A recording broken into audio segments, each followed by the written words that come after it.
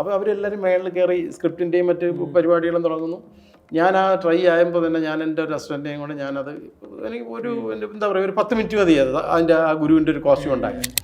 കാരണം അത് നമ്മൾ ട്രാവൽ ചെയ്തിട്ടുള്ള എൻ്റെ മനസ്സിലെല്ലാം ഇരിക്കുകയില്ലേ, ഞാൻ പെട്ടെന്ന് അത് ട്രൈ കൊണ്ടൊന്ന് മടക്കി സ്റ്റിച്ച് ചെയ്ത് ഞാൻ എൻ്റെ, കാരണം അന്ന് ലാലേട്ടൻ്റെ എൻ്റെ അളവ് ഒരു പൊട്ടിക്കൂടെ വ്യത്യാസമുണ്ട്, അതേ രീതിക്കിട്ട് ആ തലയിലെല്ലാം കംപ്ലീറ്റ് റെഡിയാക്കി കെട്ടി നേരെ എന്നിട്ട് ഇതേണെങ്കിൽ ഡോർ തട്ടി പുള്ളി ഡോറ് തുറന്ന് പുള്ളി ഇത് കാണുമ്പോൾ ഉണ്ടല്ലോ പുള്ളി സ്റ്റക്കായി പോയി. പുള്ളി എനിക്ക് അപ്പോഴറിയാം ഈ പേപ്പറും പേനയൊക്കെ ഇങ്ങോട്ട് മാറ്റി വെച്ചിട്ട് പുള്ളി ഇങ്ങനെ എണീറ്റ് ഓടി വന്നിട്ട് പിടിച്ചിട്ടുണ്ട്, ഇതാണ് എൻ്റെ ഗുരു, ഇതാണ് എൻ്റെ ഗുരുവിൻ്റെ കോസ്റ്റ്യൂം. ദയും ജീൻസും ഒരേ ദിവസം അപ്പോഴേ ദയ ഞാൻ ഫസ്റ്റ് കണ്ടിട്ട് ഞാൻ ജീൻസ് സിനിമ കാണുമ്പം അതിലത്തെ കോസ്റ്റ്യൂം കണ്ടിട്ട് അതെനിക്ക് ഫസ്റ്റ് ഇന്ത്യനിലും എനിക്ക് ഭയങ്കര ഇതാണ് ഇദ്ദേഹത്തിൻ്റെ.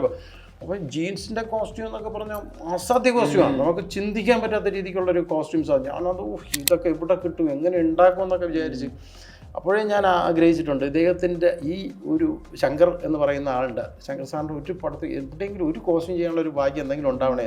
ഇപ്പം ജയറാം ചേട്ടൻ്റെ എൻ്റെ മകളുടെ കല്യാണത്തിന് ഒരു ആ കൺഫ്യൂഷൻ തീർക്കണമെങ്കിൽ അന്ന് കൂളിംഗ് ഗ്ലാസും വെച്ച് ഈ തലയിൽ കെട്ടുമ്പോൾ പലരും പറഞ്ഞിട്ടുണ്ട് അതെന്താണ്, ആ സ്പോട്ടിൽ പറഞ്ഞിട്ടുണ്ട് ഇതൊക്കെ കൊയ്ത്തുകാരുടെ കെട്ട അത് ഇങ്ങനെയാണ്. പക്ഷെ അന്ന് രഞ്ജിത്ത് ചേട്ടൻ എന്ന് പറയുന്ന ആള്, നമ്മുടെ റൈറ്റർ രഞ്ജിത്ത് ചേട്ടൻ, ഡയറക്ടർ ഇപ്പം ഇത് രഞ്ജിത്ത് ചേട്ടൻ അന്ന് അതിന് ഭയങ്കര സപ്പോർട്ടായിരുന്നു. അന്ന് നമ്മുടെ അവിടെ ആ പ്രിന്റ് ബെഡ്ഷീറ്റ് ഇറങ്ങിയിട്ട് അത് നിങ്ങൾ ശ്രദ്ധിച്ചാൽ ഫുൾ ബെഡ്ഷീറ്റ്, എത്രയോ ഷർട്ടുകൾ ബെഡ്ഷീറ്റ് കട്ട് ചെയ്തിട്ട് ബെഡ്ഷീറ്റിനെ കട്ട് ചെയ്ത് ഷർട്ടാക്കിയതാണെന്ന്. കാരണം അന്നും ഇവിടെ ബെഡ്ഷീറ്റ് ഇല്ല. അത് ഞാൻ വാങ്ങിയത് ബാംഗ്ലൂരിൽ നിന്ന് കണ്ടാണെന്ന് തോന്നുന്നു ബെഡ്ഷീറ്റ്. ഞാൻ നോക്കും നല്ല സ്റ്റൈല് ബെഡ്ഷീറ്റ്, ഇത് ഷർട്ടാക്കിയാലോ എന്ന് എഴുതിയിട്ട് അങ്ങനെ പിടിച്ച സാധനങ്ങളാണ്.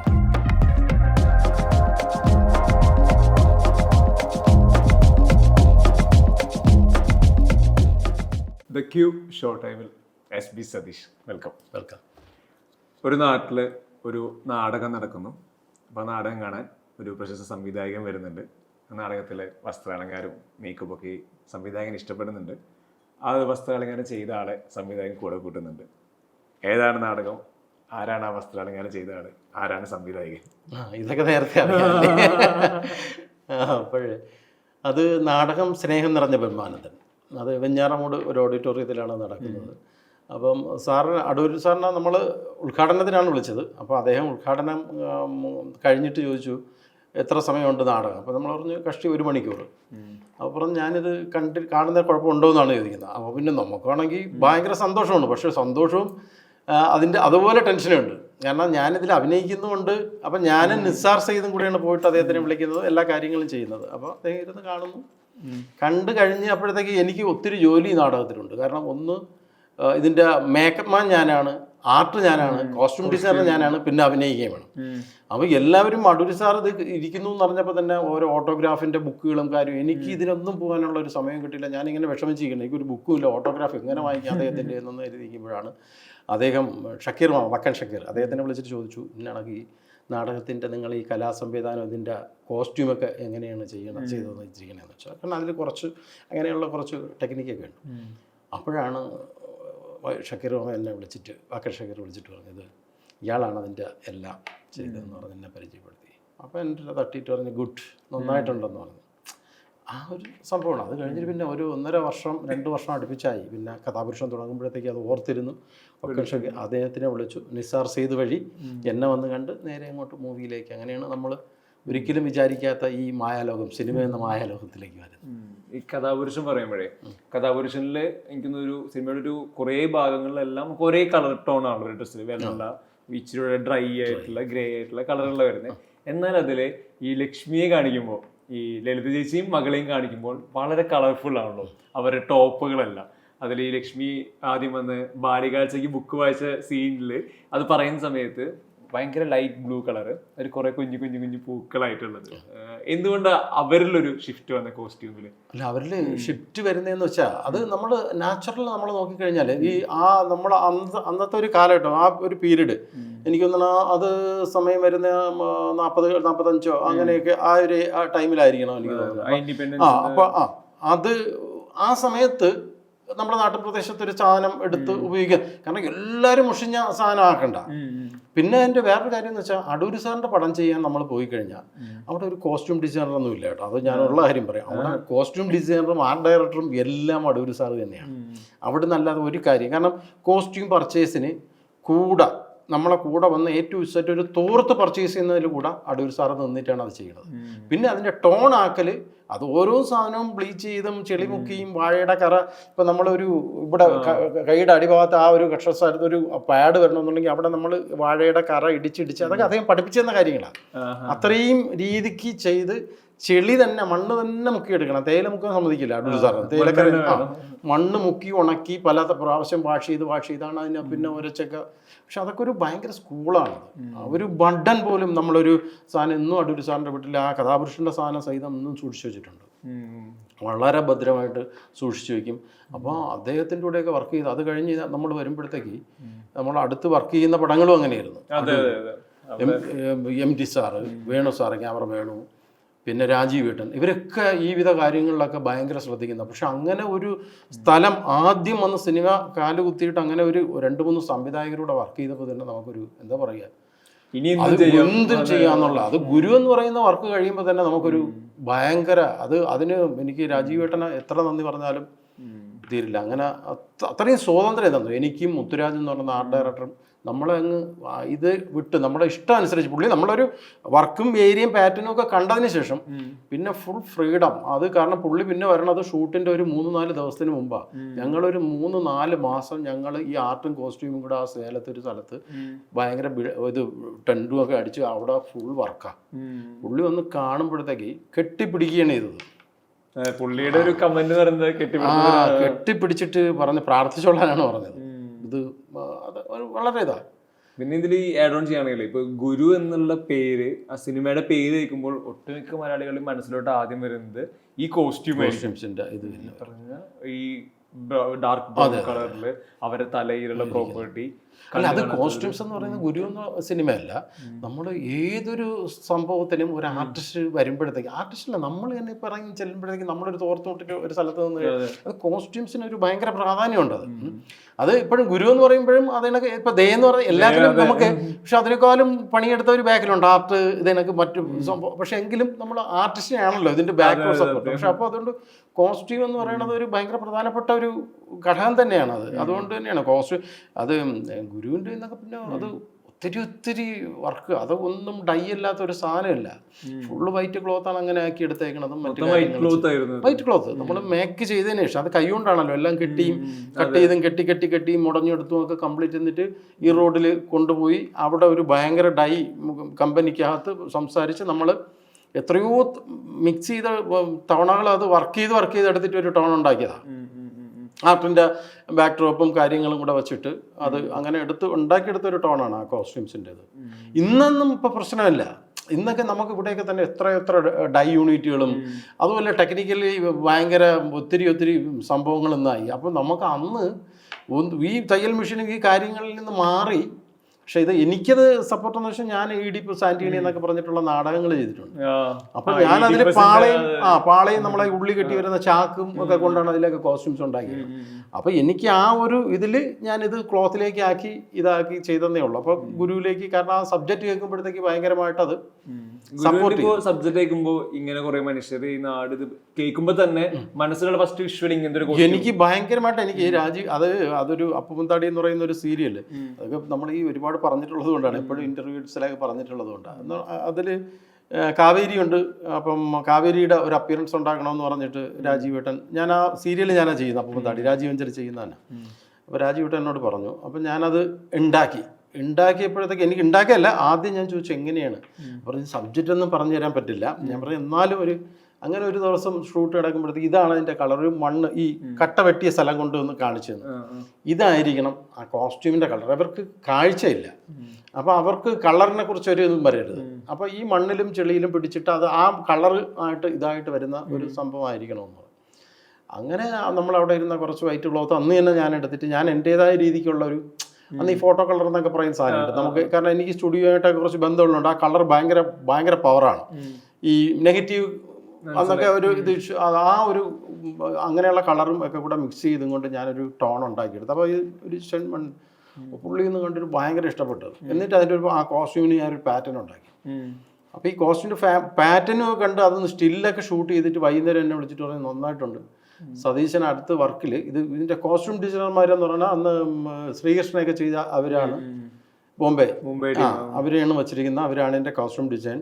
അപ്പോൾ ഞാൻ സതീശൻ എൻ്റെ കൂടെ നിൽക്കണം, നമുക്ക് നല്ലൊരു വേഷം ചെയ്യാം. അപ്പോൾ ഞാൻ പറഞ്ഞു വേഷം എനിക്കന്ന് അഭിനയിക്കാനാണ് എനിക്കതെല്ലാം അപ്പോഴും ഈ പറയുന്ന കോസ്റ്റ്യൂം അഡ്വൈസറിൻ്റെയൊക്കെ ചെയ്തെങ്കിലും എനിക്ക് അഭിനയം എന്നുള്ള സംഭവം ഇങ്ങനെ നടപ്പുണ്ട്. അപ്പോൾ ഞാൻ പറഞ്ഞു തീർച്ചയായിട്ടും നിൽക്കാന്ന് പറഞ്ഞു. അപ്പോൾ ഇന്നോട്ട് ഇനിയിപ്പോൾ ഷേവം ചെയ്യരുതെന്ന് പറഞ്ഞു, ഇനി താടി ഇതൊക്കെ ഉള്ളത് ഞാനും അതിനൊക്കെ തന്നെ ഇത് ചെയ്തു. അവസാനം അവിടെ കോസ്റ്റ്യൂം ഡിസൈനർമാർ ലൂസിയെ അങ്ങനെ ഏതോ ഹോട്ടലിൽ വന്ന് സ്റ്റേ ആയി, പങ്കജിൽ പിന്നെ നമ്മുടെ സച്ചിൻ രാഘവൻ എന്ന് പറയുന്ന മലയാളി കാലാപ്പനിയൊക്കെ ചെയ്ത പുള്ളിയുണ്ട്. അപ്പോൾ ഇവരൊക്കെ അവിടെ വന്നിട്ടുണ്ട്. അപ്പോൾ എൻ്റെ പറഞ്ഞ ഒരു അസിസ്റ്റൻറ്റിനെ കൂട്ടി ഒരു മിഷനുമായിട്ട് അവിടെ നിൽക്കണം, കാരണം നമുക്ക് അവർ ബാക്കിയുള്ളത് സ്റ്റിച്ച് ചെയ്യാൻ അവരെന്തെങ്കിലും ഡിസൈൻ കൊണ്ടുവരികയാണെങ്കിൽ ചെയ്യണമെന്ന് പറഞ്ഞു. അപ്പോൾ ഇവർ ഒരു 8-10 രാജേഷ് പിള്ള അടക്കമുള്ള അസിസ്റ്റന്റ് ഡയറക്ടർമാരൊരു 8-10 പേരുണ്ട് അവിടെ. ഹരിയാവസ്ഥയോട് രാജേഷ് പിള്ള അങ്ങനെ BR ഗോപാലകൃഷ്ണൻ മരിച്ചു. അപ്പോൾ ഇവരൊക്കെ മേളിലുണ്ട്. താഴെ നമ്മൾ ആർട്ടിൻ്റെ പരിപാടി ഒരു സ്ഥലത്ത് നടക്കുന്നുണ്ട്. ഇവിടെ നമ്മൾ മിഷൻ വിട്ടിട്ട് വെയിറ്റ് ചെയ്യാം. അപ്പോൾ ഒരു 4-5 ദിവസം വെയിറ്റ് ചെയ്ത് നോക്കിയിട്ടും അവിടുന്ന് ഡിസൈനൊന്നും പുള്ളിക്ക് ആവണില്ല. പുള്ളി ആകെ ടെൻഷൻ. അപ്പോൾ ഇവിടെ അന്ന് ഈ മൊബൈലൊന്നും ഇല്ലാത്തതിന് ഇവിടെ ഒന്ന് ഫോൺ ചെയ്യുമ്പോഴത്തേക്ക് നമുക്കറിയാം. അങ്ങനെ ഫോൺ ചെയ്ത് ആകെ ടെൻഷനില്ല. അപ്പം ഇവരെയൊക്കെ അന്ന് കുമാർ സാറൊക്കെ ഭയങ്കര ബിസി ആയിട്ട് നിൽക്കുന്ന സമയമാണ്. ഏതോ ഷാരൂഖ് ഖാൻ്റെ പടം ഷൂട്ട് ചെയ്യണേ എസ് കുമാർ. അപ്പോൾ പുള്ളിയിലേക്ക് ഡേറ്റ് ബ്ലോക്ക് ചെയ്തിരിക്കുകയാണ്. മധുവാലിയേട്ടനൊക്കെ ഒരു ഫ്ലോറും ഒക്കെ കംപ്ലീറ്റ് സെറ്റ് ചെയ്തിരിക്കുകയാണ്. അപ്പോൾ അങ്ങനെ ആ ടെൻഷൻ നടന്നുകൊണ്ടിരിക്കുന്ന സമയത്ത് ഞാൻ ചെന്ന് ചോദിച്ചു, ഞാനൊന്ന് ഒരെണ്ണം ചെയ്യട്ടെ എന്ന് ചോദിച്ചു. പുള്ളിയുടെ രാജീവേട്ടുണ്ട്. അപ്പം എനിക്കാണെങ്കിൽ ഇത് അന്ന് തൊട്ടെൻ്റെ മനസ്സിൽ നിൽക്കുകയാണ്. ഗുരു എന്ന് പറയുന്ന ഈ സിനിമയുടെ ഈ കാഴ്ചയില്ലാത്തവരുടെ ഒരു പാറ്റേണും കാര്യമൊക്കെ എൻ്റെ മനസ്സിൽ ഇങ്ങനെ മുട്ടി നിൽക്കുക. അത് കാരണം അവർ അവിടെ എത്രയോ ദിവസമായിട്ട് പണി കിടക്കുന്നുണ്ടൊന്നും പുള്ളിക്ക് പോയി കാണും, ഇതൊന്നും ഇഷ്ടപ്പെടുന്നില്ല. അപ്പോൾ എന്ത് ചെയ്യാമെന്ന് പറഞ്ഞു, എനിക്കൊന്ന് വരച്ച് കാണിക്കാൻ പറഞ്ഞു. അപ്പോൾ എനിക്ക് വരയ്ക്കാനൊന്നും എന്നെ കൊണ്ട് പറ്റില്ല, ഞാൻ ചെയ്ത് കാണിക്കാമെന്ന് പറഞ്ഞു. ഞാൻ മിനിയേച്ചറായിട്ട് സാധനം ചെയ്ത് കാണിക്കാം. ഞാൻ ആദ്യം അപ്പം ഇതിലൊക്കെ നമുക്കപ്പോൾ അവിടെ എല്ലാം അറിയാം, മോഹൻലാലുണ്ട്, എല്ലാവരും ഉണ്ട്. ഞാൻ പറഞ്ഞു ലാലേട്ടൻ്റെ കോസ്റ്റ്യൂം ഞാൻ ആദ്യമായിട്ട് ചെയ്യാമെന്ന്. അപ്പോൾ എന്താണ് ഉദ്ദേശിക്കുക? അപ്പോൾ പുള്ളിക്കൊന്നും ഒരു പിടിയില്ലല്ലോ, അങ്ങനെ ആർക്കുമില്ല. അങ്ങനെയാണ് ഞാൻ ഇത് കണക്ക് പറഞ്ഞു. മെറ്റീരിയൽ എനിക്ക് മെറ്റീരിയൽ എടുക്കണം, അതങ്ങനെ സതീശൻ ഉദ്ദേശിക്കുന്ന മെറ്റീരിയലല്ല, അത് ഞാൻ വരാമെന്ന് പറഞ്ഞു. അങ്ങനെ പുള്ളി അന്നൊരു മഞ്ഞ സെണ്ണുണ്ട്, എന്നെ എടുത്തും കൊണ്ട് എവിടെ പോകേണ്ടതെന്ന് വെച്ചാൽ അപ്പോൾ ആദ്യം നോവൽറ്റി പോകാമെന്ന് പറഞ്ഞിട്ട് ആ പഴവങ്ങാടിയിലൊരു കടയിൽ കടയിൽ കയറി പുള്ളി എൻ്റെ കൂടെ വന്നു. അപ്പോൾ ഞാൻ അവിടെ കംപ്ലീറ്റ് നോക്കിയപ്പോൾ എനിക്ക് അവിടെ നിന്ന് ഒരൊറ്റ ക്ലോത്തേ കിട്ടിയുള്ളൂ. അപ്പോൾ അത് ഞാൻ പറഞ്ഞു ഈ ഒരു ക്ലോത്ത് എടുക്കാം. അപ്പോൾ പറഞ്ഞു ഇത് എടുത്താൽ, ഞാൻ പറഞ്ഞു ഇത് എടുത്തിട്ട് ഞാൻ അതിൽ കളർ ചെയ്ത് ഞാൻ കറക്റ്റ് ചെയ്യാമെന്ന് പറഞ്ഞു. അപ്പോൾ പറഞ്ഞു ഇത് സാധനം കറക്റ്റാണ്, അങ്ങനെ ചെയ്താൽ ഓക്കെ ആകുമെന്നുണ്ടെങ്കിൽ ഇത് ഓക്കെ ആണെന്ന് പറഞ്ഞു. അടുത്ത് വേറൊരു കടയിൽ കൂടെ കയറുമ്പോഴത്തേക്കും അവിടെ എനിക്ക് 1-2 പീസ് കിട്ടി. അപ്പോൾ രാജീവേട്ടൻ മനസ്സിലായി ഓക്കെ. അപ്പോൾ രാജീവേട്ടൻ അന്നെന്തോ മോഹൻ സിദ്ധാരെ എന്തോ മീറ്റ് ചെയ്യാൻ പോകണം. എന്നിട്ട് പറഞ്ഞു എൻ്റെ കയ്യിൽ ഒരു 5,000 രൂപീസ് എന്നതിൻ്റെ പറഞ്ഞു. അപ്പോൾ സതീശൻ ഇപ്പോൾ ഈ 10 ചേഞ്ച് എന്നുള്ള രീതിക്ക് എടുത്തോ, എനിക്കിപ്പോൾ കുഴപ്പമില്ല, ഇത് തന്നെയാണ് എൻ്റെ ഒരു സംഭവം എന്ന് പറഞ്ഞ് പുള്ളി പോയി. ഞാൻ അവിടുന്ന് ആയുർവേദങ്ങളുടെ അവിടെ നിന്നൊക്കെ കൂടെ എല്ലാം വാർത്താസിലും പല സ്ഥലത്ത് കയറിയിട്ട് ഈ ക്ലോത്തും എടുത്ത് നേരെ ആ പാരമൗണ്ട് സ്റ്റുഡിയോ ഈ മറ്റേ കളർ നെഗറ്റീവിൻ്റെ കളർ, പിന്നെ കുറേ നാട്ടിൻപുറത്ത് അവിടെ വന്നിട്ട് കുറേ വെച്ചങ്ങയല്ല അതൊക്കെ എടുത്ത് അമ്മിക്കല്ലിലൊക്കെ ഇട്ട് ഇടിച്ചരച്ച് എല്ലാം അങ്ങനെയാണ് കളറിൻ്റെ ഒരു ഇതുണ്ടാക്കണം പുള്ളി. എന്നിട്ട് വരുമ്പോൾ പിറ്റേന്ന് രാവിലെ ഒരു 10 മണിക്ക് വരുമ്പോൾ നമ്മളിതെല്ലാം വിരിച്ചിട്ടേക്ക് ഉണങ്ങും. അപ്പോൾ കളർ അങ്ങോട്ട് കണ്ടിട്ട് പുള്ളി നേരത്തെ അന്ന് കണ്ടാണ്. അപ്പോൾ പുള്ളി പറഞ്ഞു ഇത് എപ്പോഴാണ് ഇതൊന്ന് റെഡിയായി കാണാനെന്ന് പറഞ്ഞു. ഞാൻ പറഞ്ഞു ഞാൻ ഇപ്പോൾ ഇത് ഉണങ്ങിക്കഴിഞ്ഞാൽ എനിക്ക് അരമണിക്കൂറാണ്. ഞാൻ പറഞ്ഞു പുള്ളി ഞാൻ പറഞ്ഞു അരമണിക്കൂർ കൊണ്ട് ഞാൻ റെഡിയാക്കാം. അപ്പോൾ അവരെല്ലാവരും മേളിൽ കയറി സ്ക്രിപ്റ്റിൻ്റെയും മറ്റ് പരിപാടികളും തുടങ്ങുന്നു. ഞാൻ ആ ട്രൈ ആയപ്പോൾ തന്നെ ഞാൻ എൻ്റെ ഒരു റെസ്റ്റോറൻറ്റേയും കൊണ്ട് ഞാനത് എനിക്ക് എന്താ പറയുക ഒരു 10 മിനിറ്റ് മതി അതിൻ്റെ ആ ഗുരുവിൻ്റെ ഒരു കോസ്റ്റ്യൂം ഉണ്ടാക്കാൻ. കാരണം അത് നമ്മൾ ട്രാവൽ ചെയ്തിട്ടുള്ള എൻ്റെ മനസ്സിലെല്ലാം ഇരിക്കുകയില്ലേ. ഞാൻ പെട്ടെന്ന് അത് ട്രൈ കൊണ്ടൊന്ന് മടക്കി സ്റ്റിച്ച് ചെയ്ത് ഞാൻ എൻ്റെ, കാരണം അന്ന് ലാലേട്ടൻ്റെ എൻ്റെയൊക്കെ അളവ് ഒരു പൊട്ടിക്കൂടെ വ്യത്യാസമുണ്ട്, അതേ രീതിക്ക് ഇട്ട് ആ തലയിലെല്ലാം കംപ്ലീറ്റ് റെഡിയാക്കി കെട്ടി നേരെ എന്നിട്ട് ഇത് കണക്ക് ഡോറ് തട്ടി പുള്ളി ഡോറ് തുറന്ന് പുള്ളി ഇത് കാണുമ്പോൾ ഉണ്ടല്ലോ പുള്ളി സ്റ്റക്കായി പോയി. പുള്ളി എനിക്ക് അപ്പോഴറിയാം ഈ പേപ്പറും പേനയൊക്കെ ഇങ്ങോട്ട് മാറ്റി വെച്ചിട്ട് പുള്ളി ഇങ്ങനെ എണീറ്റ് ഓടി വന്നിട്ട് പിടിച്ചിട്ടുണ്ട്, ഇതാണ് എൻ്റെ ഗുരു, ഇതാണ് എൻ്റെ ഗുരുവിൻ്റെ കോസ്റ്റ്യൂം എന്നൊക്കെ പറഞ്ഞിട്ട്. അപ്പോഴൊക്കെ എൻ്റെയൊക്കെ നമുക്ക് ഇപ്പോഴത് പറയുമ്പോൾ തന്നെ, കാരണം എൻ്റെയൊക്കെ ഒരു തുടക്കമല്ലേ. അപ്പോൾ നമ്മളിത് എങ്ങനെ ആവുമെന്നും ഒരു പിടിയില്ല. ഞാൻ കാണിച്ച മണ്ടത്തരമാണോ എന്ന് ഞാൻ പേടിച്ചാണ് ഇങ്ങനെ കയറണത്. അവിടെ ചെന്ന് എന്നിട്ട് പറഞ്ഞ് താഴെ വാ, നമുക്ക് ഇത് വേറൊരാളിനെ അടുത്ത് ഇട്ടിട്ട് സതീഷ് ഞാൻ പറയണം, നമുക്ക് കുറേ കാര്യങ്ങൾ ചെയ്യാമെന്ന് പറഞ്ഞ് അങ്ങനെയാണ് നമ്മൾ കെട്ടിയെന്ന്. ഞാൻ ഇതൊക്കെ വെച്ച് ആ ചെവിയൊക്കെ ഇങ്ങനെ ആക്കിയപ്പോൾ അപ്പം എൻ്റെ ഇത് ഞാൻ പറഞ്ഞു അവരെ കഴിച്ചില്ല, അതുകൊണ്ട് ഇതിന് കാറ്റ് ഇത് കണക്ക് വന്ന് അടിക്കുമ്പോഴത്തേക്കും അപ്പം അതൊക്കെ പുള്ളിക്ക് ഭയങ്കരമായിട്ട് ഇതായി അതിൻ്റെ എന്താണെന്നുള്ളത്. അപ്പോഴും പുള്ളി പറഞ്ഞ് ഇന്ന് ഇത് മതിയാക്കി പോയി. കാരണം അന്ന് രാജീവേട്ടൻ എന്ത് കാര്യം വന്നാലും പ്രാർത്ഥിക്കണമെന്ന് പറയും. ഗുരുവിൻ്റെ ആശ്രമത്തിലിരിക്കണം, ശാന്തിഗിരിയിലാണ് നമ്മുടെ വർക്ക് കിടക്കുന്നത്, നമുക്കിനി ബാക്കി നാളെ ചെയ്യാമെന്ന് പറഞ്ഞു. എന്നിട്ട് എന്നെ വണ്ടിയിൽ കയറ്റി റോഡിൽ കൊണ്ടുവന്നാക്കാനായിട്ട് വണ്ടിയിൽ കയറിയിരിക്കുമ്പോഴത്തേക്ക് ഞാൻ ഇങ്ങനെ കുറച്ച് നേരം വണ്ടി ഓടി ഒരു 2-3 മിനിറ്റ് കഴിഞ്ഞപ്പോൾ ചോദിച്ചു, ബാക്കി നാളെ ഞാൻ ചെയ്യണമെന്നുണ്ടെങ്കിൽ ഈ വർക്ക് എനിക്ക് ചെയ്യാമോ എന്ന് ചോദിച്ചു. പറഞ്ഞു സതീഷ് ഇത് കാലപ്പനിയൊക്കെ വലിയൊരു വർക്കാണ്, എങ്ങനെ പറ്റുമോ? ഞാൻ പറഞ്ഞു ഇത്രയും അവരോട് ഞാൻ പറയുമ്പോഴത്തേക്ക് എന്ത് ഇതിൽ പറയും. ഞാൻ പറഞ്ഞു എത്ര വലിയ വർക്കാണെന്നുണ്ടെങ്കിൽ കോസ്റ്റ്യൂമിൻ്റെ ഏരിയയിൽ ഒരു കുഴപ്പം വരാൻ ഞാൻ നോക്കിക്കോളാമെന്ന് പറഞ്ഞു. അപ്പോൾ പുള്ളി തന്നെ പറഞ്ഞില്ല സതീഷ് ഇത് ഇത്രയും പേരിരുന്ന് ചെയ്തിട്ട് പറ്റാത്തൊരു സാധനം ഇത് ചെയ്യുകയും ചെയ്തു, അതിന് വേറൊരാളിന് ക്രെഡിറ്റ് കൊടുക്കുന്നതും ശരിയല്ല, അപ്പോൾ ഇന്നോട്ട് പ്രാർത്ഥിച്ചിട്ട് നമുക്ക് പരിപാടികൾ തുടങ്ങാമെന്ന് പറഞ്ഞു. അങ്ങനെ അത് കമ്മിറ്റ് ചെയ്യണം. ഞാൻ പിന്നെ നാട്ടിലപ്പോൾ നമ്മൾ ഈ പ്രാർത്ഥിക്കുന്ന കോവിലുകളിലൊക്കെ പോയി രാവിലെയൊക്കെ പ്രാർത്ഥിച്ച് അമ്മയുടെ അച്ഛൻ്റെ അനുഗ്രഹമൊക്കെ വാങ്ങി നായരെ പിറ്റേന്ന് രാവിലെ വന്ന് അങ്ങനെയാണ് ഗുരു എന്ന് പറയുന്ന ഒരു വർക്കിലേക്ക് കയറുന്നത്. ഈ ഗുരുവിൽ ഈ കോസ്റ്റ്യൂം പറയുന്ന പോലെ ഈ പ്രോപ്പർട്ടി ഭയങ്കര പ്രധാനപ്പെട്ടതാണല്ലോ. ഈ സുരേഷ് ചേട്ടൻ്റെ തലയിൽ വെക്കുന്ന അതൊക്കെ പിന്നെ ഭാവിയിൽ അതാണ്, അതൊന്നും രാജീവേട്ടന് അവർ ആരും അറിഞ്ഞിട്ട് വരുമില്ല. അതൊക്കെ നമ്മൾ ഉണ്ടാക്കണേന്നൊക്കെ പറയുന്നത് സേലത്ത് പോയി നമ്മൾ താമസിക്കുന്ന ഒരു ലോഡ്ജ് ഉണ്ടായിരുന്നു, സുന്ദർ ലോഡ്ജ് എന്ന് പറയുന്നത്. അപ്പോൾ ആ ലോഡ്ജിൽ നിന്ന് ഇറങ്ങിയിട്ട് നമ്മൾ മാർക്കറ്റിലൊക്കെ ഒന്ന് ഇതിനു വേണ്ടിയൊക്കെ ചുമ്മാ ഇറങ്ങി നടക്കും, എപ്പോഴും ഈ വർക്ക് കെട്ടും തുണി. അപ്പോഴവിടെ നമ്മൾ ഇത് കണ്ടിട്ടില്ലേ ഈ ഹഡിലൊക്കെ ഈ ഒരു 4 കുറ്റി അടിച്ചിട്ട് അതിൽ ഒരു പുൽപ്പാവുണ്ട് കയറ്, അത് മെടഞ്ഞുകൊണ്ടിരിക്കണം.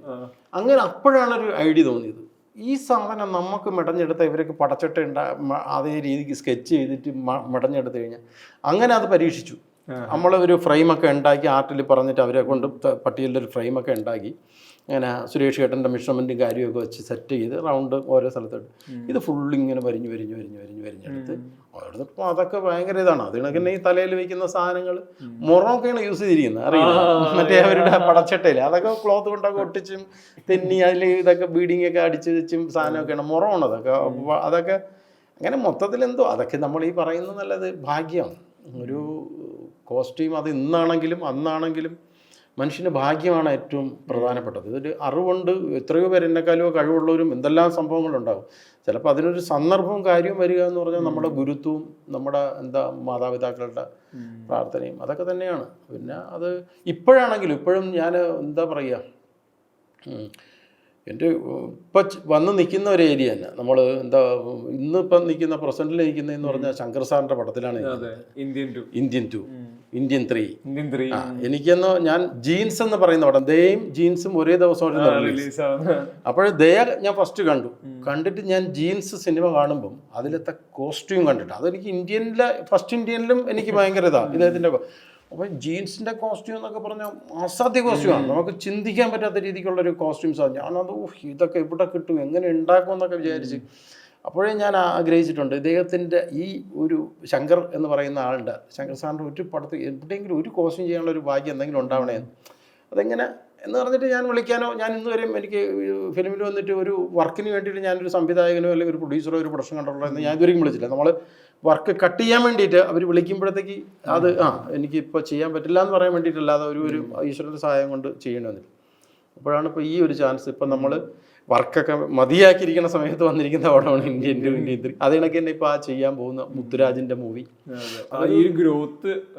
അത് ഒരു ഭാഗ്യമാണ്. ഭാഗ്യം എന്ന് വെച്ചാൽ അത് ഒന്നാമത് ഇപ്പോൾ അതായത് വർക്കും കൂടെ ചെയ്യുമ്പോൾ ഉണ്ടല്ലോ അതൊരു അസാധ്യം. നമ്മൾ എന്താണ് ഒരു കോസ്റ്റ്യൂം ഡിസൈനറൊക്കെ കിട്ടേണ്ട ഒരു വില. കാരണം പറയുക കോസ്റ്റ്യൂമൊക്കെ നമ്മൾ കോസ്റ്റ്യൂം റെഡി ആയാലും ഇവിടെ ഷൂട്ടിൻ്റെ പ്ലാൻ ചെയ്യും. അത് ആർട്ടായാലും കോസ്റ്റ്യൂം ആയാലും പിന്നെ ചില സംഭവങ്ങളൊക്കെ നമ്മളിങ്ങനെ ലൈവ് നടക്കുമ്പോൾ അതല്ലാതെ ഒരു പ്രധാനപ്പെട്ട സാധനമാണെങ്കിൽ അത് ശങ്കർ സാറ് ഓക്കെ പറഞ്ഞു, അല്ലെങ്കിൽ അത് മൊത്തം മാറ്റിയിട്ട് വേറെ അദ്ദേഹത്തിന് എന്താണോ മനസ്സിലുദ്ദേശിച്ച് ആ സാധനം കൊടുത്തതിന് ശേഷം മാത്രം അതെല്ലാം കണ്ട് റെഡിയാക്കിയിട്ടാണ് ആർട്ടിസ്റ്റിൻ്റെ കൂടെ പോലും ഇത് പറയും. അതല്ലാതെ ലൊക്കേഷനിൽ വന്നിട്ട് അത് ശരിയായില്ല ഇത് ശരിയായില്ല എന്ന് പറഞ്ഞിട്ടുള്ളൊരു അടിയ ബഹളം ഒരു പ്രശ്നം നടക്കില്ല. ആദ്യം എന്ത് സംഭവം ഉണ്ടാക്കിയാലും ഓഫീസിൽ ശങ്കർ സാറിൻ്റെ ഓഫീസിൽ ടൈം ഫിക്സ് ചെയ്യും, അദ്ദേഹം വന്ന് അത് കണ്ട് അതിൻ്റെ എല്ലാ രീതിക്കും അത് പ്രാക്ടിക്കലൊക്കെ എന്തൊക്കെ ചെയ്യാൻ പറ്റുമെന്നൊക്കെ നോക്കിയതിന് ശേഷം മാത്രമേ ഷൂട്ട്. അപ്പോൾ അതൊക്കെ അത് നമുക്ക് നമ്മുടെ വർക്കിലും അത് ഇത് ചെയ്യാൻ പറ്റും. അപ്പോഴും ഇതിലിപ്പോ ഈ പറഞ്ഞപ്പോഴേ ഈ ജീൻസ് കണ്ട സമയത്ത് ഇതൊക്കെ ഇവിടെ നിന്ന് കിട്ടുന്നു ചിന്തിച്ചിരുന്നു. ട്രെൻഡ് സെറ്ററായ കോസ്റ്റ്യൂമറാണല്ലോ, ഭയങ്കര പോഷ്. അവിടെ നിന്ന് ഈ സംരംഭത്തിലേയും വരുമ്പോ സംരംഭത്തിലേയും ഒക്കെ ഞാൻ അല്ലല്ല അപ്പോഴ് ഇത് കഴിഞ്ഞിട്ട് ദയ കഴിഞ്ഞ് സംരംഭത്തിലേയും കഴിഞ്ഞിട്ട് ഇപ്പൊ പടം കഴിഞ്ഞിട്ട് അല്ലല്ല ദയ റിലീസായിട്ട് ആണെന്ന് തോന്നുന്നു. സംരംഭത്തിലേയും വരുമ്പോ ചോദിക്കാൻ വന്നത് ഇപ്പൊ സംരംഭത്തിലേക്ക് ഇപ്പൊ ഈ ചൂളം അടിച്ച് ഇറങ്ങി നടക്കുന്ന പാട്ടിലെ കോസ്റ്റ്യൂംസ് അന്നത്തെ ട്രെൻഡ് ആവുന്നുണ്ട്. ഇപ്പോ Manju Warrier check shirt, white t-shirt, അതുപോലെ ഇപ്പോ സുരേഷ് ഗോപിയുടെയും ജയറാമിന്റെയും കോസ്റ്റ്യൂംസ്. ഇപ്പൊ ജയറാം അതില് ക്യാപ്പും ഷർട്ടും ഒരേ ഏറ്റവും ഇപ്പോഴത്തെ ഇപ്പം ജയറാം ചേട്ടൻ അവന്റെ മകളുടെ കല്യാണത്തിന് പോലും ആ കൺഫ്യൂഷൻ തീർക്കണം. അന്ന് കൂളിംഗ് ഗ്ലാസും വെച്ച് ഈ തലയിൽ കെട്ടുമ്പോൾ പലരും പറഞ്ഞിട്ടുണ്ട് അതെന്താണ് ആ സ്പോട്ടിൽ പറഞ്ഞിട്ടുണ്ട് ഇതൊക്കെ കൊയ്ത്തുകാരുടെ കെട്ടാതെ ഇങ്ങനെയാണ്. പക്ഷെ അന്ന് രഞ്ജിത്ത് ഏട്ടൻ എന്ന് പറയുന്ന ആള്, നമ്മുടെ റൈറ്റർ രഞ്ജിത്ത് ഏട്ടൻ, ഡയറക്ടർ ഇപ്പം ഇത് രഞ്ജിത്ത് ഏട്ടൻ അന്ന് അതിന് ഭയങ്കര സപ്പോർട്ടായിരുന്നു. അപ്പോൾ അത് കാരണം നമ്മൾ എപ്പോഴും ഓരോന്നിനും ഒരു വെറൈറ്റി. ഇപ്പോൾ സംരംഭത്തിലേക്കുള്ള സബ്ജക്റ്റ് കേൾക്കുമ്പോൾ തന്നെ സബ്ജക്റ്റ് കേട്ട് ആ പടം ചെയ്യാൻ നിൽക്കുമ്പോൾ തന്നെ എൻ്റെ മനസ്സിലൊരു ആഡെന്ന് പറയുമ്പോഴത്തേക്ക് എന്തിൻ്റെ ആഡാണെന്ന് എനിക്ക് ഞാൻ കുറച്ച് വളരെ അതിനൊക്കെ ഫിലിമിലൊക്കെ വരുന്നതിന് മുമ്പ് ഞാൻ കണ്ടിട്ടുള്ള ഒരു ആഡാണ്. ഒരു ബോട്ട് കെട്ടിയിൽ ഒരു പെൺകുട്ടി വന്നിട്ട് ഒരു ഹാറ്റൊക്കെ വെച്ചിട്ട് ഈ മുട്ട് ആ ഒരു 3/4 ഫ്രോക്കൊക്കെ ഇട്ടിട്ട് റൗണ്ട് ചെയ്ത് ഇങ്ങനെ പോകുന്ന ഒരു ആഡ്. അപ്പോൾ ഞാൻ വിചാരിച്ചു എന്തെങ്കിലും എനിക്കിതിനൊക്കെ എവിടെയെങ്കിലും ഒരു ചാൻസ്. അപ്പോൾ ആണ് എനിക്ക് സംവരണത്തിലെ അതേ സാധനം ഞാൻ മഞ്ജുവിന് കൊടുത്തിട്ട് ആ ഫസ്റ്റ് ഇവർ കന്മാദത്തിൻ്റെ ഡബ്ബിങ് കിടക്കുന്ന സ്ഥലത്ത് പോയിട്ട് രഞ്ജിത്തേട്ടൻ, രജപുത്ര രഞ്ജിത്തേട്ടൻ, നമ്മുടെ കോഴിക്കോട് രഞ്ജിത്തേട്ടൻ, സിബി സാറ്, പിന്നെ സിയാദക്ക, ഞങ്ങളെല്ലാവരും ഇരിക്കും അവിടെ പോയിരുന്നിട്ട് മഞ്ജുവിന്. അപ്പോൾ ഇവർക്കൊക്കെ ഒരു പ്രശ്നം എന്ന് വെച്ചാൽ മഞ്ജുവിന് മോഡേൺ കോസ്റ്റ്യൂം മാച്ച് ആവില്ല. അതുവരെയുള്ള പടങ്ങളിൽ ഏതോ ഒരു പടത്തിലൊക്കെ ഷർട്ട് പോലും അത് ഇട്ടിട്ട് മാച്ച് ആയിട്ടില്ല എന്ന് പറയും. കാരണം എനിക്ക് മഞ്ജുവിനെ എനിക്കറിയാം. കാരണം ദേ എന്ന് പറയുന്ന പടത്തിൽ മഞ്ജുവിന് ഏതൊക്കെ രീതി, കാരണം സത്യത്തിൽ മഞ്ജു എന്ന് പറയുന്ന ഒരു ആർട്ടിസ്റ്റിന്റെ ഒരു പവറുണ്ട് ദയയിൽ ആണായിട്ടൊക്കെ വരും. അത് നമ്മൾ ഒരു കോസ്റ്റ്യൂം ഇടുക എന്നുള്ളതല്ല, അതിനോട് കൊടുക്കുന്ന ഒരു മാനറിസം ഉണ്ട് കോസ്റ്റ്യൂമിന്. കാരണം അതല്ലാതെ ഒരാൾ ഇട്ട് നിന്നിട്ട് കാര്യമില്ല. കാരണം ഒരു കോസ്റ്റ്യൂം ഇട്ട് കഴിഞ്ഞാൽ അതിൻ്റെതായ രീതിക്ക് നമുക്ക് ആ ഒരു മാനറിസം കൂടെ അപ്ലൈ ചെയ്താലേ ആ ക്യാരക്ടർ വരുന്നുള്ളൂ. അതെന്തായാലും ശരിയല്ല. അത് ഒരു ചിലരെയൊക്കെ ഇപ്പോൾ നമ്മൾ കാണുമ്പോൾ ചിലരെയൊക്കെ ഒരു മാനറിസമാണ് അവർ നമ്മൾ കൂടുതൽ ഇഷ്ടപ്പെടണം. ഈ സന്തോഷ് ഏട്ടനെയൊക്കെ ഇപ്പോൾ സന്തോഷ് ശിവനെ കണ്ടില്ല, ബർമുടയൊക്കെ കിട്ടെ, പക്ഷേ നമ്മൾ അതൊക്കെ നമുക്ക് ഓക്കെയാണ്. ഇപ്പോൾ ക്യാമറ വേണം, അവരൊക്കെ കുറേ പേരുടെ അങ്ങനെ ഒരു ഭയങ്കര രസമാണ്. നമ്മുടെ കോഴിക്കോട് രഞ്ജിത്ത് ഏട്ടൻ, അവരെയൊക്കെ നമ്മൾ ഇഷ്ടം. അവരുടെ ഒരു മാനറിസം സ്റ്റൈൽ, അവരിടുന്ന ഡ്രസ്സിനനുസരിച്ച് അവരുടെ മാനറിസം മാറും. അല്ല ഞാനത് ടെക്നിക്കലി എനിക്ക് ഇഷ്ടപ്പെട്ടവരുടെ പേര് ഞാൻ പറഞ്ഞതാണ്. അപ്പോൾ അതുപോലെയാണ് മഞ്ജുവിൻ്റെയും നമ്മൾ എന്ത് രീതിക്കാണെന്ന് പറഞ്ഞു കൊടുത്താൽ മഞ്ജു ആ രീതി അതനുസരിച്ചിട്ട് ഇത് വരും. ഇപ്പോൾ അതിലും ആണും പെണ്ണുമായിട്ട് രണ്ട് രീതി വരുമ്പോഴത്തേക്കും അതിൽ കോസ്റ്റ്യൂം നമ്മൾ വെച്ച് കെട്ടി മേക്കപ്പും അല്ല. അപ്പോൾ അതനുസരിച്ചാണ് മഞ്ജുവിൻ്റെ എല്ലാം. അപ്പോൾ എനിക്ക് അറിയാം, കാരണം മാനറിസം എന്ന് പറഞ്ഞൊരു ഭയങ്കര ഇതാണ്. എന്നിട്ട് അതുകൊണ്ട് ഞാൻ തന്നെ പോയിട്ട് ഞാൻ തന്നെയാണ് അതിൻ്റെ ആ ഫസ്റ്റ് കോസ്റ്റ്യൂം കൊടുക്കുമ്പോൾ ഞാൻ തന്നെയാണ് അതിന് വേണ്ടിയിട്ട് ഹെയർ ചെയ്തതും ഹാറ്റ് വെച്ചിട്ട് ഞാൻ പറഞ്ഞു ഇന്ന രീതിക്ക് ഇറങ്ങണമെന്നൊക്കെയാണ് മഞ്ജുവിൻ്റെ പറഞ്ഞത്. അപ്പം മഞ്ജു ഉണ്ടല്ലോ നമ്മൾ പറയണേക്കാളും ഭയങ്കര സ്റ്റൈലായിട്ടാണ് ആ ഒരു ഹാറ്റൊക്കെ എടുത്ത് വെച്ചിട്ട് റൗണ്ട് ചെയ്ത് ഇപ്പം ഇവരൊക്കെ ഇരിക്കുന്ന സ്ഥലത്തേക്ക് ഇങ്ങനെ വന്നു. അപ്പോൾ തന്നെ ഇവർ ഓക്കെ ആയെന്നുള്ളതാണ് ക്യാരക്ടർ. അപ്പോഴത്തേന് അടുത്ത് സൂട്ട് ഇട്ടിട്ട് കറക്റ്റ് ഇങ്ങനെ സൂട്ടിൻ്റെ ബട്ടണൊക്കെ ഇട്ടിട്ട് ഇങ്ങനെ വന്നു കഴിഞ്ഞാൽ ഒരു നോക്കുമ്പോഴത്തേക്ക് ഒരു ഇത് കിട്ടില്ല. അപ്പം മഞ്ജു അവിടുന്ന് ആ സൂട്ടൊക്കെ ഇട്ടിട്ട് മഞ്ജു എന്താണെന്ന് വെച്ചാൽ ആ ഒരു സ്റ്റൈല് ഷർട്ട് എങ്ങനെ ചുട്ടിരിക്കണം ആ ഒരു സ്റ്റൈലിൽ അവരെ മുമ്പ് കൂടെ വരുമ്പോഴത്തേക്ക് അവർ പറഞ്ഞ് കോസ്റ്റ്യൂംസിൻ്റെ കാര്യത്തിന് ടെൻഷനില്ല സതീശ, ഇത് ഓക്കെയാണ്, ഇത് കണ്ടിന്യൂ ചെയ്തോളാൻ പറഞ്ഞു. എല്ലാവരും പ്രൊഡ്യൂസറും ഡയറക്ടറും എല്ലാവരും. അങ്ങനെ പിന്നെ അത് ഈ പറഞ്ഞ കണക്ക് ഇഷ്ടം പോലെ ഫ്രെയിമിൽ വാരി എറിയാമല്ലോ കളർ അവസാനം വരെ. പിന്നെ അപ്പോൾ ഒരു കാര്യം കൂടെ ഞാൻ നോക്കും, പെട്ടെന്ന് ട്രെൻഡ് ഔട്ടാവരുത്. നമ്മൾ എന്ന് കണ്ടാലും അതെനിക്ക് പറഞ്ഞു തന്നത് രാജീവേട്ടനാണ്. നമ്മളൊരു വർക്ക് ചെയ്യുമ്പോൾ എന്ന് അത് ചെയ്താൽ അത് വേറൊരു ഇതല്ല, ലാലേട്ടൻ്റെ ഗുരുവിലെ മറ്റേ സാധാരണ ഒരു ഷർട്ടിൻ്റെ ഏരിയ വന്നു. അപ്പോൾ എന്നോട് പറഞ്ഞു ഇത്രയൊക്കെ ചെയ്ത് ഇനി മെയിൻ ഒരു സാധനം ഇരിക്കണമെന്ന് പറഞ്ഞിട്ട് രാജീവേട്ടൻ പറഞ്ഞതാണ്, നമ്മൾ ചെയ്യുമ്പോൾ ആ ഒരു കോസ്റ്റ്യൂമിൽ അതിനി 100 വർഷം കഴിഞ്ഞാലും ഇപ്പോഴും അത് കറക്റ്റ് ആയിരിക്കണം. ഇനി 100 വർഷം കഴിഞ്ഞാലും അങ്ങനെ ഇരിക്കണം. അങ്ങനത്തെ കളറും അങ്ങനത്തെ കോമ്പിനേഷനും അങ്ങനെയുള്ള ബട്ടൺസ് അത് വർക്ക് ചെയ്യുമ്പോൾ എപ്പോഴും ശ്രദ്ധിച്ചോളണം. ആ ഷർട്ട് ഇട്ട ലാലേട്ടൻ്റെ സ്റ്റിൽ ഇപ്പോഴും എല്ലായിടത്തും യൂസ് ചെയ്യാം. അത് ആ ഒരു ഓറഞ്ച് ഷോളും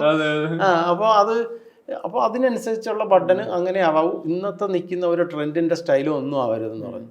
അപ്പോൾ എൻ്റെ കൂടെ രാജീവേട്ടനും പറഞ്ഞിട്ടുണ്ട്, നമ്മൾ പിന്നെ ഒരു കാര്യം എന്ന് വെച്ചാൽ നമ്മളൊരു നല്ലൊരു വർക്ക് കിട്ടുമ്പോഴത്തെ എപ്പോഴും ആ കാര്യം ശ്രദ്ധിക്കണം. ഒരു ട്രെൻഡോ ഒരു പ്രത്യേകതയുള്ള ഒരു സാധനത്തിൽ പിടിച്ചു കയറി ചെയ്യാതിരിക്കുക. ചില സാധനങ്ങൾ ചില സബ്ജക്റ്റിന് അപ്പം ഞാനും അത് ശരിയാണ്. അപ്പം സംരംഭത്തിലെ ഞാനത് അങ്ങനെ തന്നെ ഞാൻ പിടിച്ചു. അതിൽ പ്രത്യേകിച്ച് ഇന്ന് സംരംഭത്തിനെ മൂവി എടുത്തിട്ട് കണ്ട സ്വപ്നക്കൂട്. അപ്പൊ അങ്ങനെ കിട്ടുന്ന പടങ്ങളിൽ ഞാൻ മാക്സിമം എന്ത് ചെയ്യുന്ന വെച്ചാൽ വളരെ ഇത് നോക്കിയിട്ട് അങ്ങനെ കുറെ പടങ്ങൾ അങ്ങനെ കറക്റ്റ് ചെയ്തിട്ടുണ്ട്. ഈ സംരംഭത്തിലെ കാര്യത്തില് ഇപ്പൊ എനിക്ക് തോന്നുന്നു സുരേഷ് ഗോപിയുടെയും ജയറാമിന്റെയും കോസ്റ്റ്യൂംസ്, ഈ ലോങ് ഷർട്ട്, ഇവര് ഇത്രയും വലിയ മനുഷ്യരാണ്. ഇവർക്ക് അവിടെ ഫ്രീ ആയിട്ട് അകത്ത് കറക്റ്റ് സാധനം കിടപ്പുണ്ടേ, ആ കോമ്പിനേഷനിൽ ഇതൊക്കെ കട്ടാവും. ഇതിന്റെ ഒരു വേറൊരു പാറ്റേൺ ആവും. അതല്ല പ്ലെയിൻ ആയിട്ട് ഒരു ഷർട്ട് മാത്രം ഇട്ടിട്ട് വരികയാണെന്നുണ്ടെങ്കിൽ നമുക്ക് ആ ലൂസ് ഒരു ബോറായിട്ട് തോന്നും. മനസ്സിലായില്ലേ? ഇത് അകത്ത് കറക്റ്റ് ഫിറ്റിൽ ഷർട്ട് കിടക്കും, ഇതുവരെ ഓപ്പൺ ആണ്. ഇത് ഭയങ്കര ഫ്രീ ആയിട്ട് കിടക്കുമ്പോഴത്തേക്ക് പിന്നെ അവരുടെ ഒന്നാമത് അവരുടെ അതിന് വേണ്ടില്ല അവരുടെ മാനേഴ്സും ഒക്കെ സുരേഷ് ചേട്ടൻ്റെ ഇത്രയും നല്ല ഒരു ഭയങ്കര രസമാണ്, ഹാപ്പിയാണല്ലോ പടത്തിന്റെ ഒരു എൻഡ് വരെയും. അത് അങ്ങനെ ഇത് പ്രത്യേകിച്ച് ജയറാമിന്റെ കോസ്റ്റ്യൂംസിലെ ഈ ക്യാപ്പും ബെഡ്ഷീറ്റ് ആണ്. അന്ന് നമ്മുടെ അവിടെ ആ പ്രിന്റ് ബെഡ്ഷീറ്റ് ഇറങ്ങിയിട്ട് അത് നിങ്ങൾ ശ്രദ്ധിച്ചാൽ ഫുൾ ബെഡ്ഷീറ്റ്, എത്രയോ ഷർട്ടുകൾ ബെഡ്ഷീറ്റ് കട്ട് ചെയ്തിട്ട് ബെഡ്ഷീറ്റിനെ കട്ട് ചെയ്ത് ഷർട്ടാക്കിയതാണെന്ന്. കാരണം അന്നും ഇവിടെ ബെഡ്ഷീറ്റ് ഇല്ല. അത് ഞാൻ വാങ്ങിയത് ബാംഗ്ലൂരിൽ നിന്ന് കണ്ടാണെന്ന് തോന്നുന്നു ബെഡ്ഷീറ്റ്. ഞാൻ നോക്കും നല്ല സ്റ്റൈല് ബെഡ്ഷീറ്റ്, ഇത് ഷർട്ടാക്കിയാലോ എന്ന് എഴുതിയിട്ട് അങ്ങനെ പിടിച്ച സാധനങ്ങളാണ്. അങ്ങനെ കുറേ സംഭവങ്ങൾ അതിലൊക്കെ ഉണ്ട്. അത് അപ്പം ആരും അപ്പോഴൊന്നും കണ്ടില്ല. പിന്നെ അത് കാലം കഴിഞ്ഞ് ഇപ്പോഴും അത് ആ ഷർട്ട് സ്റ്റിച്ച് ചെയ്യണ രീതി വെച്ചൊന്നും ഇപ്പോഴും ആരും കണ്ടാലും ബെഡ്ഷീറ്റ് പെട്ടെന്ന് പിടികിട്ടില്ല. അപ്പൊ അതിലിപ്പോ ഇവർ ഈ വീടിന്റെ അകത്തെ കളറ്, ഇവരുടെ കോസ്റ്റ്യൂംസിന്റെ കളറ്, ഇവരുടെ പുറത്തെ ഫാമിലെ കളറ്, വണ്ടിയുടെ കളറ്, ഇതിനെല്ലാത്തിലും ഒരു കോമ്പിനേഷൻ എപ്പോഴും വർക്കാണ്. അതായത് ഒന്നും മാറില്ല. ഈ സംരംഭത്തിലെ ഒരു പ്രീ പ്രൊഡക്ഷൻ സമയത്ത് ഇത്ര ആർട്ടിസ്റ്റുകൾ ഫ്രെയിമിൽ വരുന്നുണ്ടല്ലോ. ഇത്രയും കസിൻസ്, ജനാർദ്ദൻ ചേട്ടൻ, സുകുമാരി ചേച്ചി, ഇവര് മണി ചേട്ടൻ, ഇത്ര ആളുകൾ ഫ്രെയിമിൽ എപ്പോഴും വന്നു പോകുന്നുണ്ട്. അപ്പൊ ഇത്ര ആളുകളുടെ കോസ്റ്റ്യൂം ചെയ്യണം, ഇവരിൽ ആരും ഒരു കല്ലുകടി വരാൻ പാടില്ല. ഈ ഒരു പ്രീ പ്രൊഡക്ഷൻ സ്റ്റേജ് എങ്ങനെയാണ്? പ്രീ പ്രൊഡക്ഷനെ അത് എന്തെന്ന് വെച്ചാല് അത് അതിലും ഈ പറയുന്ന കണക്ക് എങ്ങനെയാ ഞാൻ ചെല്ലുന്നതെന്ന് പറഞ്ഞാൽ, ഈ പടം ഓൾറെഡി തമിഴിലാണ് ഷൂട്ട് ചെയ്തത്. തമിഴില് വേറെ കോസ്റ്റ്യൂം വെച്ച് അവിടെ ഷൂട്ട് നടന്നു, എത്ര ദിവസം ഷൂട്ട് നടന്നു. എന്നിട്ട് പടം നിൽക്കുകയാണ് ചെയ്ത. പടം നിന്നിട്ട് പടം നിൽക്കിയെന്ന് പറഞ്ഞാൽ കോസ്റ്റ്യൂംസിൻ്റെ ഒരു പ്രശ്നം കൊണ്ട് എന്തോ നിന്നിട്ട് അവർ വിളിക്കുക. സിബി സാറ് വേണു സാറിനെ വിളിച്ചു, നമ്മുടെ ദയയുടെ ഡയറക്ടർ. വേണു സാർ എന്താ പറഞ്ഞു, ഇന്നണക്ക് സതീഷ് അവിടെ ഇന്നണക്ക് ഒരു പടം നടക്കുന്നുണ്ട് സിബിയുടെ, അപ്പോൾ ഒന്ന് സതീഷിന് പോകാൻ പറ്റുമെന്നുണ്ടെങ്കിൽ ചെല്ല്, അത് നല്ലൊരു വർക്കാണ് സിബിയായിട്ടൊക്കെ കിട്ടിയാൽ. അപ്പം ഞാൻ വീട്ടിൽ വേണു സാർ വിളിച്ച പ്രകാരം ഞാൻ വേണു സാറിൻ്റെ വീട്ടിൽ ചെന്നപ്പോഴത്തേക്കാണ് ഇങ്ങനെ പറയുന്നത്. നമ്മൾ തീർച്ചയായിട്ടും പോകാൻ സാറെന്ന് പറഞ്ഞു. കാരണം എനിക്കൊക്കെ സിബി മലയിൽ എന്നൊക്കെ പറഞ്ഞാൽ നമ്മളന്ന് ആരാധിക്കുന്ന ആളാണ്. അങ്ങനെ അവിടെ ചെല്ലുമ്പോഴത്തേക്ക് ഞാൻ മദ്രാസ് ഉമാ ലോഡ്ജിൽ ചെല്ലും. അവിടെ ഇപ്പോൾ ആർട്ട് ഡയറക്ടറുണ്ട്, നമ്മുടെ രഞ്ജിത്ത് ചേട്ടനുണ്ട്, രജപുത്ര കൺട്രോളറാണ്. അപ്പോൾ പറഞ്ഞ് ഇപ്പോൾ നമ്മൾ 2 ദിവസം നമുക്കൊന്ന് വെയിറ്റ് ചെയ്യണം. അതിപ്പോൾ ഷൂട്ടിങ് തമിഴിനാണ് ഞാൻ പോകുന്നത്. അപ്പോൾ അവിടെ നിന്ന് അവിടെ പ്രോബ്ലം കോസ്റ്റ്യൂംസിനൊക്കെ കുറച്ച് ഇതുണ്ടായിരുന്നു, അതൊന്ന് കറക്റ്റ് ചെയ്യാനാണ് സതീശൻ്റെ സ്കീമൊക്കെ. അപ്പോൾ അവരന്ന് ദയൊക്കെ പ്രിവ്യൂ കണ്ടിട്ട് നിൽക്കുന്ന സമയം വരുന്നത്, സിബി സാറൊക്കെ അവിടെ മദ്രാസിൽ. അങ്ങനെയാണ് എന്നെ വിളിക്കണമെന്ന് പറഞ്ഞു. അങ്ങനെ അവിടെ ചെന്ന് ഞാനും അവിടെ വെയിറ്റ് ചെയ്തപ്പോഴാണ് ആ പടം തമിഴ് ക്യാൻസലായി. അങ്ങനെയാണ് സിയാദ് അന്ന് മറവത്തൂർ കലവ് സിയാദക്കയ്ക്ക് പാരലായിട്ട് അവിടെ പ്രൊഡക്ഷൻ നടക്കുന്നത്, ലാൽ ജോസിൻ്റെ. അങ്ങനെ അതിനോടനുബന്ധിച്ച് ഇവർ ചെയ്യാമെന്ന് പറയുകയും അങ്ങനെ മലയാളത്തിൽ ഈ പടം വരികയും അങ്ങനെയാണ് എൻ്റെ പറഞ്ഞത്. അപ്പം ഇനി മറ്റേ കോസ്റ്റ്യൂമിലൊന്നും തൊടണ്ട, സബ്ജക്റ്റ് കേൾക്കാമെന്ന് പറഞ്ഞ് സിയാദക്കയുടെ ഓഫീസിൽ ചെന്ന് എല്ലാവരും കൂടെ ഞങ്ങൾ ഫുള്ള് ആർട്ട് കോസ്റ്റ്യൂം ഇതെല്ലാവരും ഇരുന്ന് സബ്ജക്റ്റ് കംപ്ലീറ്റ് ഫുള്ള് കഥ കേട്ടു. പറഞ്ഞ് എങ്ങനെ ചെയ്യാം എന്നുള്ള രീതിക്ക് എൻ്റെ ചോദിച്ചു. അപ്പോൾ ഞാൻ പറഞ്ഞു ചെയ്യാന്ന് വെച്ചാൽ ഞാൻ 1-2 അതിൻ്റെ ഒരു പാറ്റേൺ കാര്യം ചെയ്ത് കാണിക്കാമെന്ന് പറഞ്ഞു. അപ്പോൾ അവരും പറഞ്ഞു അവർക്കും അതാണ് താല്പര്യം. അപ്പോൾ അപ്പോഴാണ് എന്താ പറഞ്ഞത്, മഞ്ജു ആണ് മെയിനായിട്ട്. അപ്പോൾ മഞ്ജു വാര്യറാണ്. അപ്പോൾ ഷർട്ട് പോലും അന്നും ഒരു എങ്ങനെയെന്നുള്ള രീതിക്ക് ഇവർക്ക് കൺഫ്യൂഷനാണ്. അപ്പോൾ ഞാൻ പറഞ്ഞു അത് കുഴപ്പമില്ല എന്ന് പറഞ്ഞിട്ടാണ് മഞ്ജുവിനെയാണ് നമ്മൾ ആദ്യമായിട്ട് ആ മൂവിക്ക് വേണ്ടിയിട്ട് കോസ്റ്റ്യൂം. ഇവർക്കൊക്കെ അതാണ് മഞ്ജുവിനെ കാണുക എന്നുള്ളതാണ്, ക്യാരക്ടറായിട്ട് കാണുക എന്നുള്ളത്. അതൊക്കെ ആയതോടുകൂടി പിന്നെ മൊത്തം നമ്മളെ കയ്യിലിങ് വന്നു പടം. പിന്നെ വന്നു പിന്നെ നമ്മൾ ഈ പറഞ്ഞ കണക്കന്നെ ഏകദേശം 1 ലോറി സാധനം ഇറക്കിയ സമ്മർമത്തിലെ വീട്ടിലെ. അപ്പം നമ്മൾ പർച്ചേസ് ചെയ്യും ഈ കോസ്റ്റ്യൂംസ്. ഒരു കോസ്റ്റ്യൂം ഡിസൈനറെ സംബന്ധിച്ചെന്ന് പറഞ്ഞാൽ അതിൻ്റെ കോസ്റ്റ്യൂം ഹണ്ടിങ് ആണ്. നമുക്ക് ആ ഒരു സബ്ജക്റ്റ് കിട്ടിയിട്ട് നമ്മൾ ഓരോ സ്ഥലത്തു നിന്ന് ഓരോ സാധനങ്ങൾ ഇങ്ങനെ കളക്ട് ചെയ്യലാണ് ഇത്. പിന്നെ ഇത്രയും ഏജൻറ്റൊക്കെ ഉണ്ട്, എല്ലാം അതും ഇതുമൊക്കെ എടുത്തിട്ടിട്ട് പിന്നെ നമ്മൾ ഒരു ഫ്രെയിം വരുമ്പോൾ നമ്മൾ അങ്ങനെ സെറ്റാക്കി കൊടുക്കുക. ഇപ്പോൾ എവിടെയാണ് അടുത്ത് പെട്ടെന്ന് ആ വീട്ടിൽ എല്ലാവരും ആരൊക്കെ ഉണ്ടെന്ന് നോക്കുമ്പോഴത്തേക്ക് ഉടൻ തന്നെ നമ്മൾ അവിടെ ഒരു ഫ്രെയിം ഉണ്ടാക്കും. നമ്മൾ ആ റൂമിനകത്ത് ഇന്നാളിന് ഇന്നത് ഒരെണ്ണം നമുക്ക് തന്നെ കളർ മാറ്റണം എന്ന് പറഞ്ഞാൽ നമ്മൾ തന്നെ മാറ്റിയിട്ട് അവരൊക്കെ കൊടുക്കുക. പിന്നെ എനിക്കതിന് സുവിസാറൊക്കെ ഉണ്ടല്ലോ ഫുള്ള് എൻ്റെ ഒരു കോസ്റ്റ്യൂമൊന്നും നമ്മൾ കൊണ്ട് കാണിക്കേണ്ടി വരും വരില്ല. പിന്നെ അത്രയ്ക്ക് പ്രധാനപ്പെട്ട എന്തെങ്കിലും സ്ഥാനം വരുമ്പോഴത്തേക്ക് നമ്മൾ ക്യാമറമാനെ ഡയറക്ടറെ ഒന്നും കൊണ്ട് കാണിക്കുക എന്നല്ലാതെ ബാക്കിയൊക്കെ നമ്മളെ ഇഷ്ടം അനുസരിച്ച് വാരി വിടല്ല. ഫ്രീഡം ഉണ്ട്. നല്ല ഫ്രീഡം ഉണ്ട്. അല്ല ഫ്രീഡം എനിക്ക് കോസ്റ്റ്യൂമിൻ്റെ വർക്കിലൊന്നും അങ്ങനെ എനിക്ക് അങ്ങനെ ഫ്രീഡം കുറഞ്ഞാൽ എനിക്ക് വർക്ക് ചെയ്യാനും പറ്റില്ല. ഞാനിട്ടൊരു നമ്മൾ അങ്ങ് ഒഴിവാവുകയേ ചെയ്യുള്ളൂ. കാരണം നമ്മൾ ആ ഒരു അതിനെ ഏറ്റെടുക്കാൻ വേണ്ടിയിട്ടാണ് വരുന്നത് എന്ന് പറഞ്ഞിട്ട് നമ്മൾ എന്തായാലും ക്യാമറമാനെയും ഡയറക്ടറെയും, കാരണം എന്ന് പറഞ്ഞാൽ നമ്മളെ മനസ്സിൽ കൂടെ ഉള്ളതായിരിക്കില്ലല്ലോ ചിലപ്പോൾ അവർ കാണുന്നത്, കൊണ്ടുവരും, അത് കാണിക്കും. അത് കാരണം എന്ന് പറഞ്ഞാൽ അവർക്കും ഒരു ഇതുണ്ട്, അത് ഒരു ഇതാണ്. കാരണം ഒരു അടുത്തൊരു കോസ്റ്റ്യൂം കൊടുക്കുന്നതിന് മുമ്പ് അവർ ചെല്ലുമ്പോൾ ചിലപ്പോൾ പിന്നെ അവർക്ക് ഉദ്ദേശിക്കുന്ന സാധനം അല്ലെങ്കിൽ അപ്പോൾ അത് കാണിച്ചിട്ടേ നമ്മളെപ്പോഴും ചെയ്യാറുള്ളൂ. പക്ഷേ കാണിച്ചിട്ട് ചെയ്യാറുള്ളതെന്ന് വെച്ചാൽ ഞാനൊന്ന് പർച്ചേസ് ചെയ്ത് വയ്ക്കുന്ന പടത്തിൽ ഒരു മൂവിക്കും ബാക്കി വരണ 1-2 കോസ്റ്റ്യൂമൊക്കെ ചിലപ്പോൾ അപൂർവം ബാക്കി വരണമെങ്കിലേ ഉള്ളൂ. പിന്നെ ഒരെണ്ണവും ഉപയോഗിക്കാതെ റിജക്ട് ചെയ്ത് തള്ളി അത് വരില്ല. കാരണം അങ്ങനെ നോക്കി അങ്ങനെ സബ്ജക്റ്റും പിന്നെ അതൊരു കളർ സ്കീമിൻ്റെ കാര്യത്തിലൊക്കെ മാക്സിമം അത് നമ്മളും ആ ഒരു അറിവോടുകൂടിയാണ് മൂവിയിൽ വന്നത്.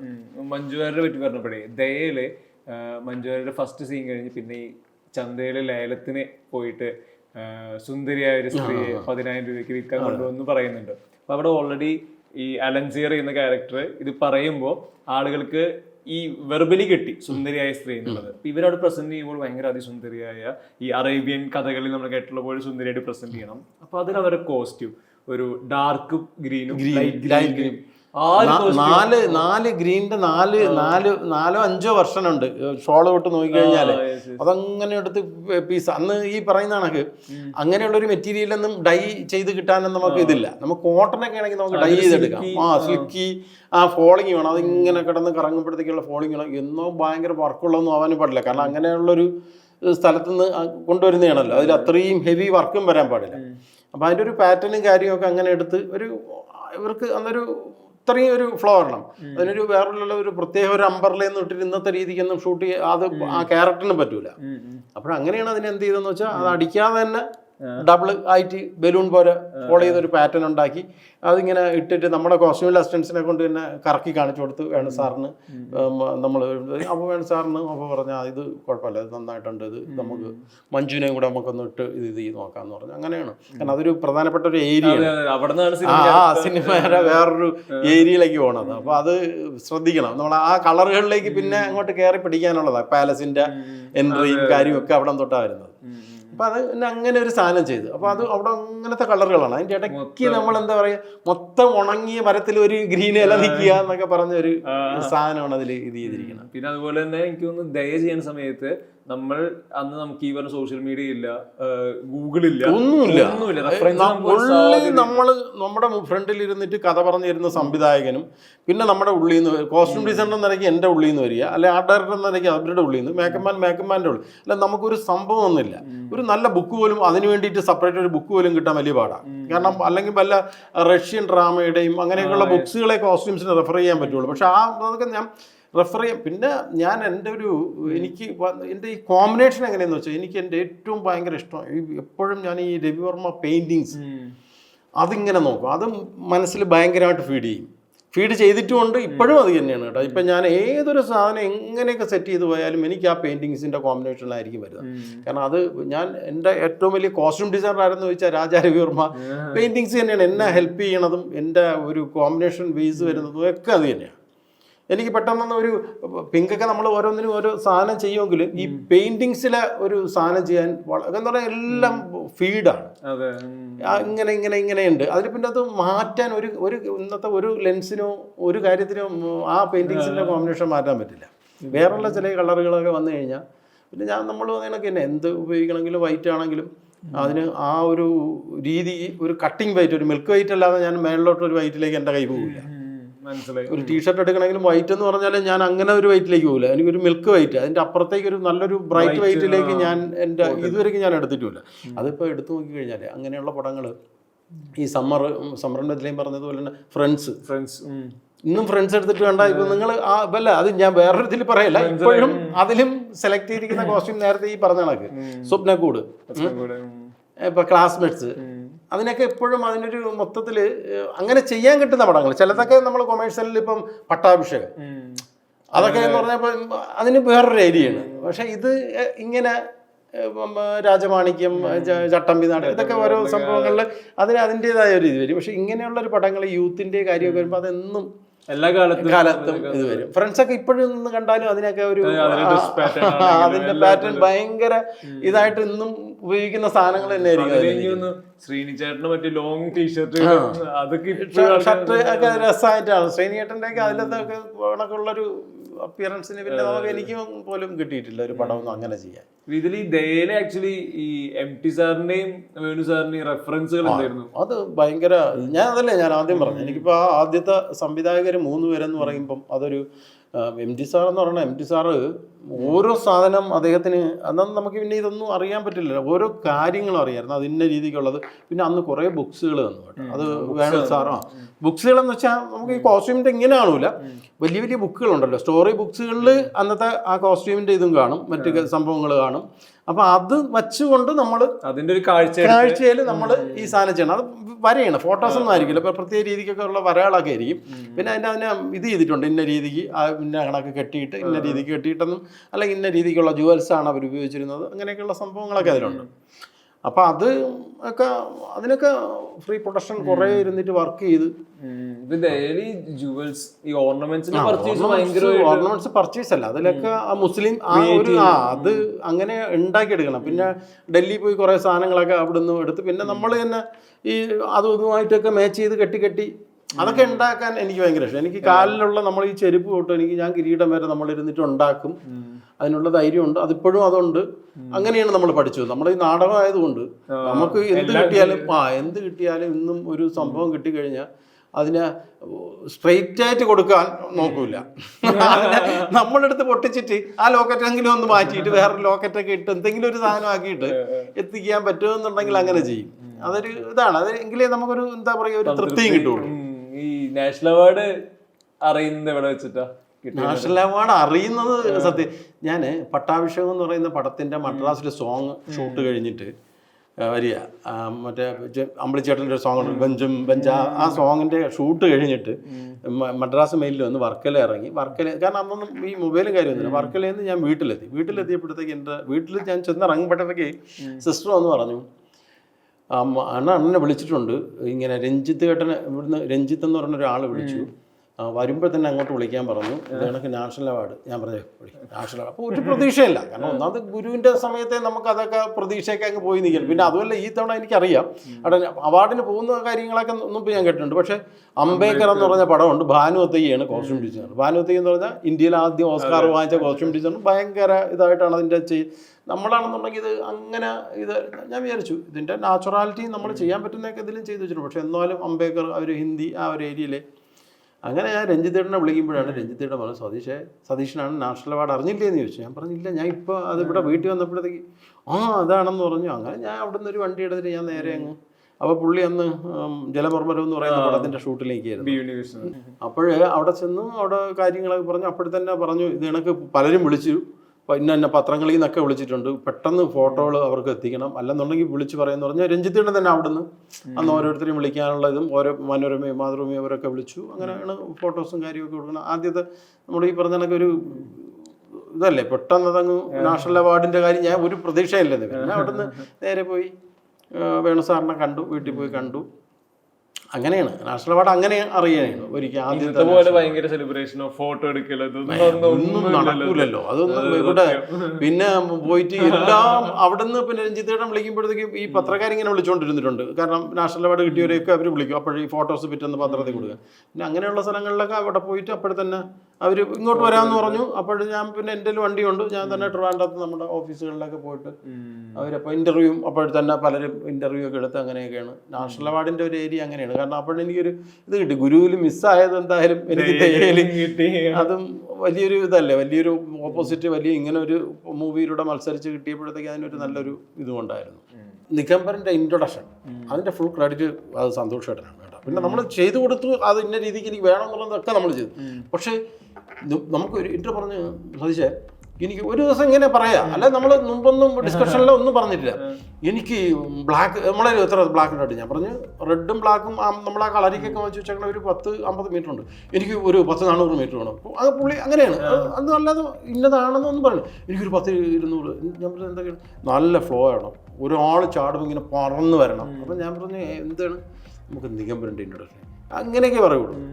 അവിടുന്ന് ഇങ്ങനെ പറഞ്ഞു. ഞാൻ പറഞ്ഞു ഈ പറത്തി വിടൽ എങ്ങനെ പറ്റും? അത് നമുക്കൊരു 10 മീറ്ററൊക്കെ പറത്തി വിടാം, എന്ത് ചെയ്യാൻ പറ, അത്രയ്ക്ക് നൈസ് എടുക്കാന്ന് പറഞ്ഞു. അങ്ങനെ ഞാൻ പിന്നെ പോയിട്ട് തൃശ്ശൂർ വന്നിട്ട് കംപ്ലീറ്റ് എടുക്കാൻ പറ്റുന്നതിൻ്റെ അത്രയും ക്ലോത്തുകൾ എടുത്ത്, അപ്പം നമുക്ക് 16 മീറ്റർ 22 മീറ്റർ ഇങ്ങനെയൊക്കെയാണ് ഓരോ റോള് വരുന്നത്.